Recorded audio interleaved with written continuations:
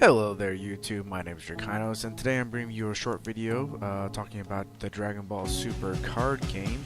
Some controversy came out today. A few leaked photos seemed like someone got the demo decks and decided to show us a few cards of the blue cards coming out, which is normally supposed to come out on October 5th. So be sure to check out October 5th on the Dragon Ball Super website to get the full list of all the blue cards that they'll be doing. But the three cards, well actually really two sides of one card. The leader, Janemba, and one card, the extra card, Dimension Magic, was displayed in the Dragon Ball Super discussion group on Facebook. So let's get down to those three cards. Let's start with Janemba himself. Okay, so on his unawakened side, we have the fat version, or the original version that we see of him in the Fusion Reborn movie.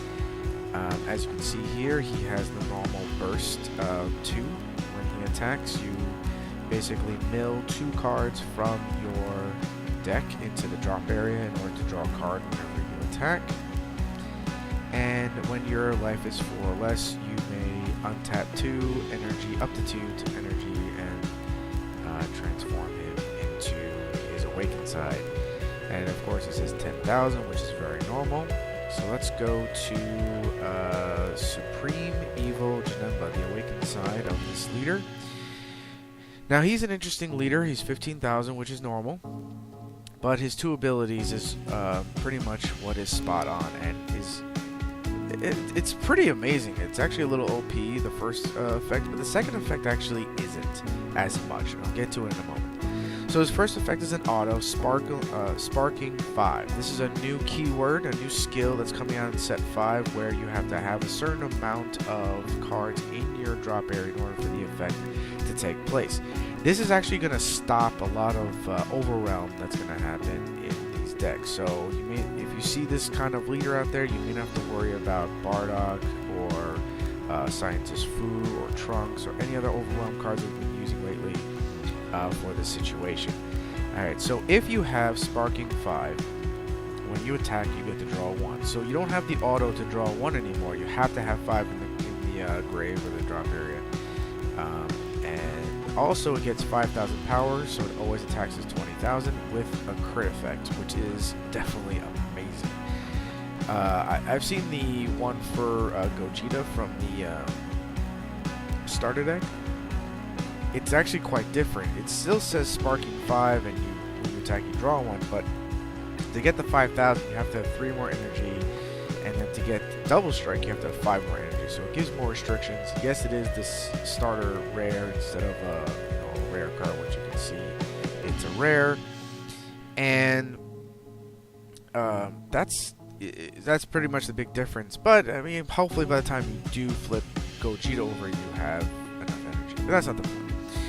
So that, again, 5,000 and critical, that's amazing. That's pretty much with Vegeta, except you don't have to, hit your own life. So that's a definite bonus there. And I would say it's pretty fair. I mean, it's just an extra ability. With so many other leaders out there with so many other different abilities, this is nice to have. Again, you have to have cards in your drop, so if you don't, because you overwhelm, you've lost this ability, or if you awaken too quickly. So this actually might prevent awakening happening too quickly, which is actually really good for the game speed.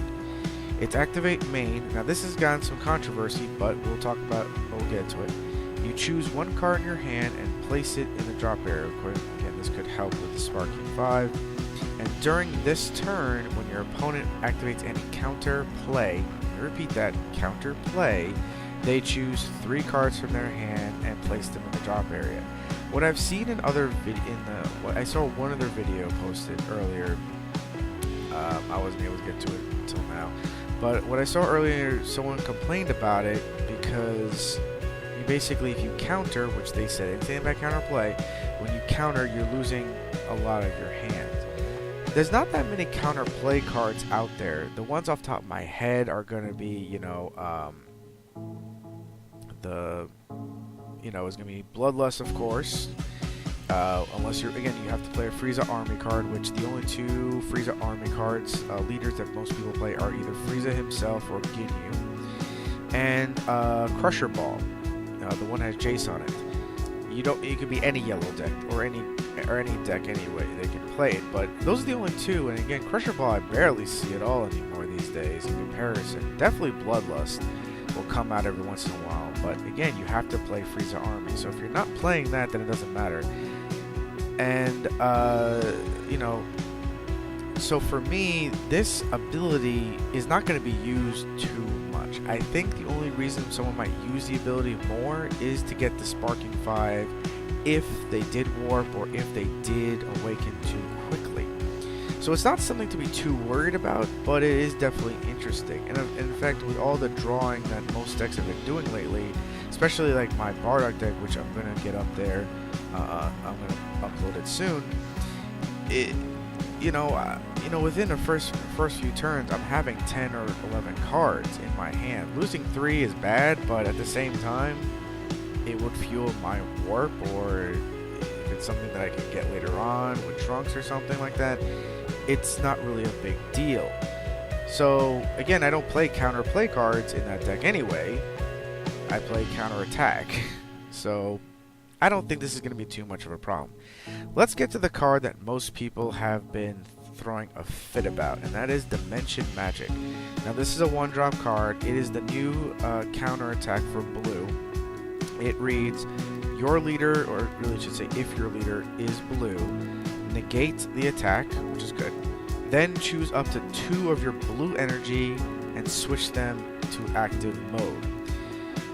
Now we're going to get into that in a second. Let me read the second effect. And there's a permanent Sparking 5, again with the same thing we saw with Janemba. Let's see here. You can activate this card's counter skill from your hand by adding a card from your life instead of paying its energy cost. Basically, this means that with this card, as long as you have life and you have 5 in the grave or the drop, you definitely can just counter, and that could really be a nice way to put your opponent in a false sense of security. It could really get the game moving. Now, the biggest thing that a lot of people hate about this card, or at least the controversy or what people are going nuts about, is the fact that you have to untap 2. It's basically a bean that you don't have to pay for, and but the difference, and you don't get the 5,000, and the other big difference is you can only untap 2 blue.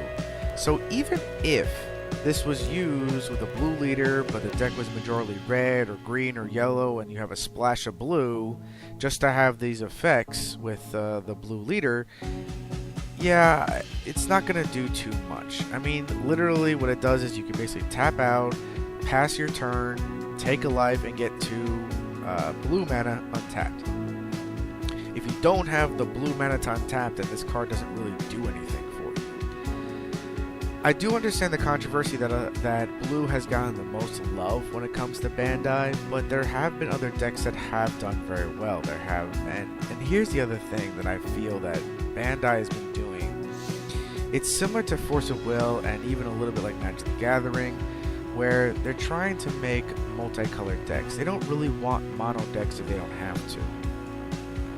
They tried that with Vegito in set 2, making green, red, blue with all Gokus and Vegetas, making it easy to splash blue in pretty much any other colored deck.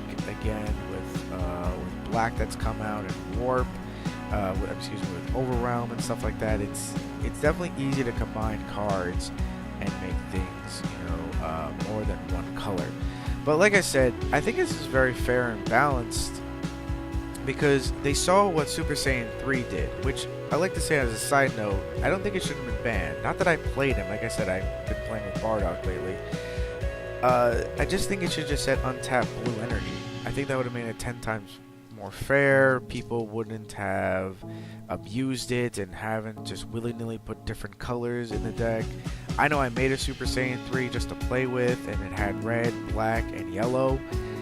And trust me, a lot of times blue was not picked, and I did have some blue cards just because I had a blue leader. But I think they saw what people were annoyed about with Super Saiyan 3, and they temporarily banned that, made this card so only blue energy can be untapped just to see the difference of gameplay. And on top of that, of everything that's been shown, the leader and this card, I really have to say this. The set is barely out. We saw the red, we saw black, which, I mean, with Dende and Kami, that's going to be very interesting with board wipes and stuff like that. And again, we saw a little bit of the starters with Shenron and with Gogeta. So the next planned reveal is supposed to be yellow this Friday, September 28th. And then, of course, as I said earlier, blue will be shown on the 5th, and green will be shown on the October 12th. So, like I said, there's still 3 colors we haven't seen. We don't know what yellow card we're getting as a negate or a counterattack. We don't know what blue. We know the blue. We don't know what green card. And again, we don't know what leaders. We don't know what super combo cards. We don't know any of these things left. So I think in this small controversy that's especially the Face-Up group and fans have come up with, I think we should just all chill out and honestly just see what other cards come out. Play the decks in the first few weeks, and again, if anything is misstepped, just like with Frieza, if there's any point that Bandai thinks, or we as the players think something's wrong, Bandai will see that, and they will errata, they will ban, they will change, they will do what they have to make the game feel, the meta more fair for all of us to play whatever we want. So with that being said, I think Janemba is a great card. It definitely counters something more unusual than normal, and because I don't ever, besides bad Ring Laser, I don't know any other card that really can counter play. So that's really good for Janemba. And then this Dimension Magic is a great negate attack for blue. In a way, I think it's a little better than Whis' Coercion. I don't think it's amazingly better, but I would say if you feel that you can use it more than the other because of sparking, you don't worry about overwhelm, you can use it. And the other part is this, unlike Sensu Bean, where you can use it in battle, whether it's your turn or your opponent's turn, Dimension Magic can only be used, in the defensive. So it's not always going to be useful for you. It's not always going to happen. I mean, all it does is just create more defense for you, allow you to either play other negates or pay the cost for a 10,000 boost on the defense. There's a lot to it, but at that same time, it only affects blue energy. And again, if you want to use its sparking effect, you have to have a blue leader, you have to take a life, and that may be a big risk to you to take an extra life. Yeah, it puts a card in your hand, but you never know what's going to be, and you never know what your opponent's going to attack you, especially with World Tournament and someone has Goku and Vegeta out. I mean, with them both out, triple attack for 35,000 at least, because they give each other 10,000 for being on the field together, and they start at 25, and that's just insane. So this is a great card. It is fair. It is balanced. I think Janemba himself is also fair and balanced. And we'll just see what yellow and green bring to the table. And we'll build our decks. And we will have a good meta. And things will work out. And again, if they don't, what does Bandai do? They give us either a new set to play with, or they errata or ban something because they know they don't want players to be discouraged from playing. So that's going to be it for this video, guys. I'm going to get out a deck out for you as soon as I can find a tripod. Had to do some moving around lately. But anyway, guys, I hope you enjoyed the video. I hope you understand. If you have any questions, comments, concerns, please put it in the comments below. I will do my best to answer any questions ASAP. If you have any other questions on any Dragon Ball Super cards that have come out, I'm more than willing to answer or do a video about decks, strategies, etc., etc. Don't forget to comment, don't forget to subscribe and like the video. And if you didn't like this video or you disagree with it, well, you watched it, you listened. That's your fault entirely. So until next video, guys, see ya.